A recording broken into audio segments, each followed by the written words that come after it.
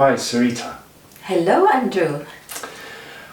Welcome. I'd like to start by asking you about how you arrived in India many years ago and who turned out to be your major influences in your life in the first few months of arriving there.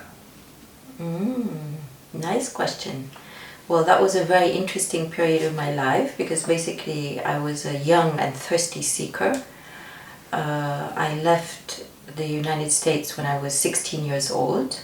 I went to England and then I hitchhiked all through Europe and overland to India.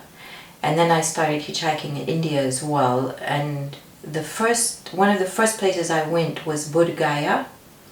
And I did a Vipassana meditation retreat with Goenka. It was a 10-day retreat. That was my introduction into the world of meditation. And it's very interesting that before I came to India, I had a friend who said to me, India is a very mysterious place. Whatever the soul calling of the person is who arrives in India will be revealed by where they go, what they're drawn to doing, and where they find themselves, what kind of situations they find themselves in. And that's a direct mirroring of your karma. So I really found myself drawn almost immediately into the world of meditation. After doing a 10-day Vipassana retreat in Bodh Gaya with Goenka, then I went to Mumbai to do a month-long meditation retreat with Goenka. And those meditation retreats using Vipassana are in silence. So I took to it like a duck to water. But before I went into the month-long retreat in Bodh Gaya, I walked into a hotel in Mumbai. At that time it was called Bombay. And I met a couple and they started chatting with me and we became very friendly. And they said, there's someone that we think you would like to meet and we're going there tonight. And he's going to be giving a talk. So you might find that talk very interesting. And they didn't really explain anything else. But I said, okay, I'm up for an adventure, I'll go. And we went to an apartment, which was in Mumbai. And it was an apartment which was completely lined with books on all the walls. It was a simple, normal apartment. And there were about 30 people sitting there in orange robes. And they were all sitting in silence. So having done Vipassana, I could groove into that, and I just sat in silence waiting for I didn't know what. I didn't know why they're all dressed in orange. Nobody explained anything to me. And then Osho came out of his bedroom down the hall and floated. It looked like he was simply floating into the living room and sat in an easy chair.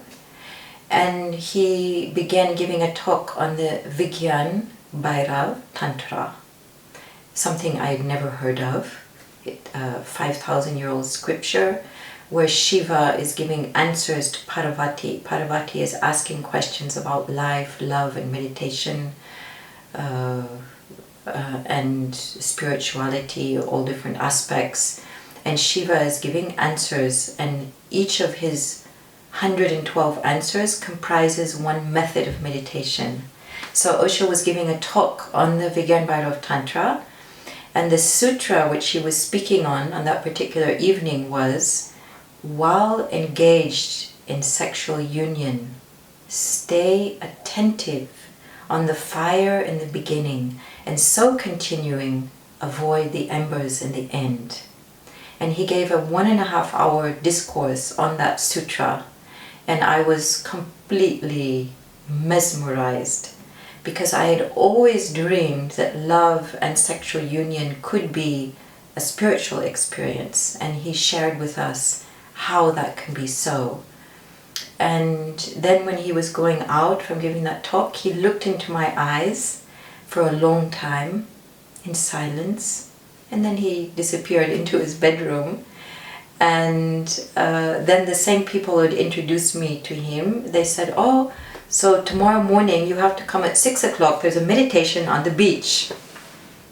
And I said, but my Vipassana retreat? And they said, oh, it's okay. Your Vipassana retreat starts at 10 in the morning, so you can come at 6 o'clock and do that meditation.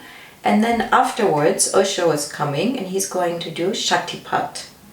So I said, okay, why not? And I went at 6 in the morning, and we were doing dynamic meditation. So that was my introduction to dynamic meditation on the public beach, Chowpatty Beach in Mumbai.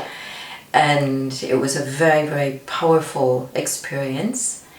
And at that moment when I did dynamic, I knew I was on the right track, because I had carried a dream that it must be possible to release and to pass through the inner madness or the inner tension and come out the other side into peace and silence, and to have communion with existence through dance as well.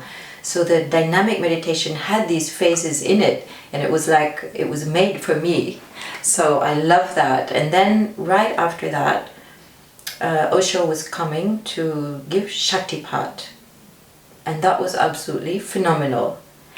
Because in the Shaktipat meditation, we should bring our ego into a kind of consolidated awareness, and then pour it into a flower and offer that flower to Osho's feet.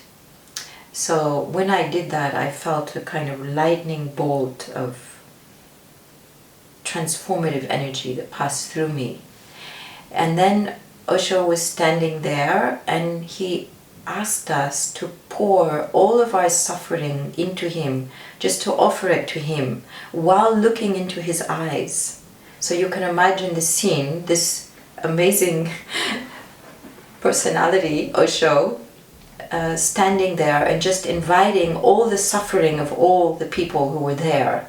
So we were screaming, we were howling, we were having amazing catharsis, and just offering it all to him. And he simply drank it in.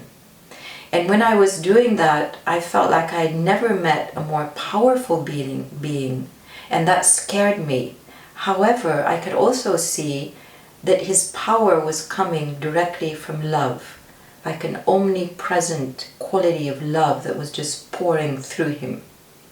After about 20 minutes of profound emotional release, then he asked us to close our eyes and just to sit and to relax or lay down and to receive the benediction, the blessings and the bliss of divine energy, and let it wash through our whole body. So that was an amazing transmission where he absorbed the poisons within us and he gave back love and compassion. This is a very Tantric transmission, I found out later on. So after that experience, I went into my month-long Vipassana retreat, and you can imagine what was going on inside of me. It was very strong transformation, because I had opened the door like the Pandora's box for all of my pent-up emotional charge, my anguishes that I had grown up with, etc., that wanted to release, and I was in silence just witnessing those. It was a very strong experience. So after that, I went to Osho's meditation camp in Mount Abu after that 1 month Vipassana, and I was initiated into Neo-Sannyas with Osho, and that began my Tantric journey. And I've been on that journey now for about 40 years, and it's amazing.